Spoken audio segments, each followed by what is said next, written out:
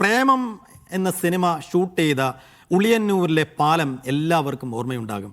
ആ പാലം നിലവിൽ കളമശ്ശേരി നിയോജക മണ്ഡലത്താണ് ഉള്ളത്. കളമശ്ശേരിയിലെ LDF സ്ഥാനാർത്ഥി പി രാജീവ്, നടൻ സിജു വിൽസൺ എന്നിവർ ആ പാലത്തിന്മേൽ ഇപ്പോഴുണ്ട്. പ്രേമം പാലം എന്നറിയപ്പെടുന്ന ഇവിടെ ടൂറിസം വികസനം ചർച്ച ചെയ്യലാണ് ലക്ഷ്യം. കഴിഞ്ഞ ബജറ്റിൽ 1.5 കോടി രൂപ ഇതിനായി അനുവദിച്ചിരുന്നു. നമുക്ക് ആദ്യം ഇരുവരും ആ പാലത്തിലേക്ക് കയറി വരികയാണ്. അതിൻ്റെ തത്സമയ ദൃശ്യങ്ങളിലേക്ക് പ്രചാരണം കൂടിയാണ് നടന്നുകൊണ്ടിരിക്കുന്നത്. മോത്തി തീർച്ചയായും ഈ പാലം നോക്കിക്കൊണ്ടാണ് ഇന്നിപ്പോ ഈ പരിപാടി കൂടി ആവിഷ്കരിച്ചിട്ടുള്ളത്. സാധാരണഗതിയിൽ പുതിയ തലമുറ ജൻസിയെല്ലാം ഇവിടെ വരുന്നുണ്ട്.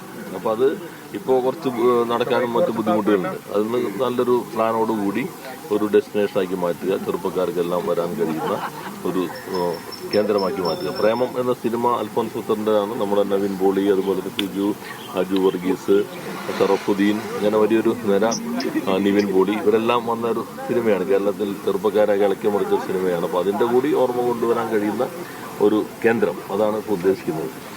പ്രേമം ലുക്കിലാണ്, അതേ വേഷത്തിൽ തന്നെയാണല്ലോ. ഇങ്ങനെ ഒരു പരിപാടിക്ക് വിളിച്ചപ്പോൾ ഞാൻ ആദ്യമായിട്ടാണ് കേട്ട് കഴിയുമ്പോഴത്തേക്ക് ഇങ്ങനെ എന്താ പറയുക, റിനോവേറ്റ് ചെയ്യാണെന്ന് പറഞ്ഞപ്പോഴത്തേക്കും പെട്ടെന്നൊരു വിഷമം വന്നു. കാരണം നമുക്ക് ഒരുപാട് ഓർമ്മകളുള്ള സ്ഥലമാണല്ലോ. പക്ഷെ അത് എങ്ങനെ ജനങ്ങൾക്ക് ഉപയോഗപ്രദമാക്കുക എന്നുള്ളതാണല്ലോ ഒരു കാര്യം.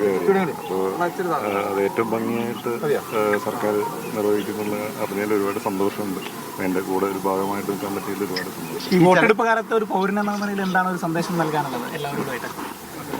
നന്നായി പ്രവർത്തിക്കുന്ന ആൾക്കാർ വിജയിപ്പിക്കുക എന്നുള്ളതാണ് പറയാനുള്ളത്. ഈ ചലച്ചിത്ര മേഖലയിൽ ഒരുപാട് പേര് പല മുന്നണികളിലൊക്കെ ആയിട്ടുണ്ട്. എങ്ങനെയാണ് അതിനെയൊക്കെ നോക്കിക്കാണുന്നത്? എങ്ങനെയാണ്? എനിക്ക് എൻ്റെ വ്യക്തമായിട്ടുള്ള രാഷ്ട്രീയമുണ്ട്. അപ്പോൾ ഞാനത് ജീവിതത്തിൽ വലിച്ചു പോകുന്നതാണ്. അപ്പോൾ ബാക്കി ഈ പറയുന്നത് കാണാം, വോട്ടെടുപ്പ് കഴിഞ്ഞിട്ടറിയാം എങ്ങനെയെന്നുള്ളത്. ഓക്കെ.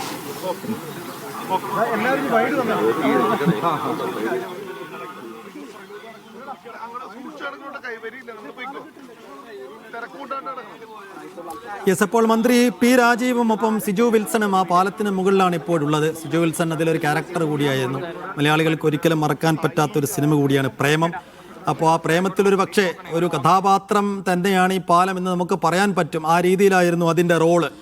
ശരി, ആ പാലത്തിന് മുകളിൽ ഇപ്പോൾ ഞങ്ങളുടെ പ്രതിനിധി മുഹമ്മദ് റഫീഖുണ്ട്. Rafiq, good morning. ഇപ്പോൾ തെരഞ്ഞെടുപ്പ് കാലത്ത് ഒരു വിസിബിലിറ്റി കിട്ടാൻ അല്ലെങ്കിൽ ഒരു അറ്റൻഷൻ കിട്ടാൻ വേണ്ടി പല പണികൾ സ്ഥാനാർത്ഥികളും മുന്നണികളും പാർട്ടികളും ഒക്കെ നോക്കാറുണ്ട്.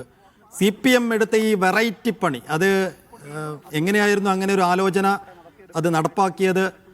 എന്താണ് ആ പാലത്തിൻ്റെ വികസനത്തിന് വേണ്ടി എന്തെല്ലാം ആലോചനകൾ ഉണ്ടെന്നാണ് മന്ത്രി പറയുന്നത്? സിജു വിൽസൺ എന്ന് പറയുന്നു.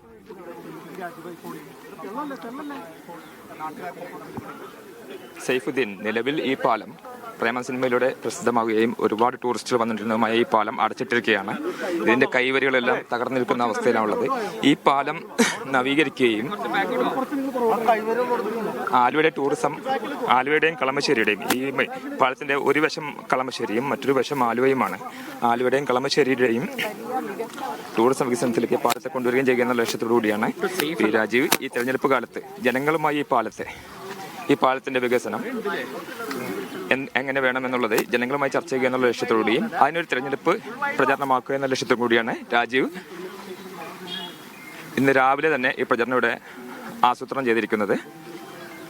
രാജീവും സിജു വിൽസണുണ്ട്. സിജു വിൽസൺ പ്രേമ സിനിമയിലെ 2015 പ്രേമ സിനിമ ഷൂട്ട് ചെയ്യുന്നത്. അതിനുശേഷം 11 വർഷമായി.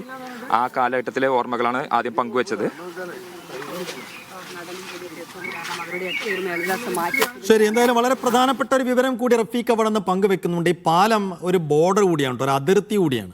ഈ പാലത്തിൻ്റെ വലതുവശം ആലുവ മണ്ഡലവും ഇടതുവശം കളമശ്ശേരി മണ്ഡലവുമാണ്. അതിനിടയിലാണ് ഈ പാലം ഉള്ളത്. അതിന് മുകളിലാണ് ഇപ്പോൾ മന്ത്രി പി രാജീവ് ഉള്ളത്. എൻ്റെ ഓർമ്മ ശരിയാണെങ്കിൽ 2016 പ്രേമം സിനിമ റിലീസ് ചെയ്യുന്നത്. ഏറെക്കുറെ ആ വർഷത്തിൽ തന്നെയാണ് 1ാം പിണറായി സർക്കാർ അധികാരത്തിൽ വരുന്നത്. 10 വർഷം കഴിയുന്നു. ആ പാലത്തിന് ഇപ്പോഴും വലിയ മാറ്റങ്ങളൊന്നുമില്ല. ഇനി 3ാം തവണ അധികാരത്തിൽ വന്നാൽ പാലത്തിൻ്റെ ഇപ്പോഴത്തെ കോലമെല്ലാം മാറ്റും എന്നൊരു വാഗ്ദാനമാണ് ഇപ്പോൾ മന്ത്രി പി രാജീവ് നൽകുന്നത്.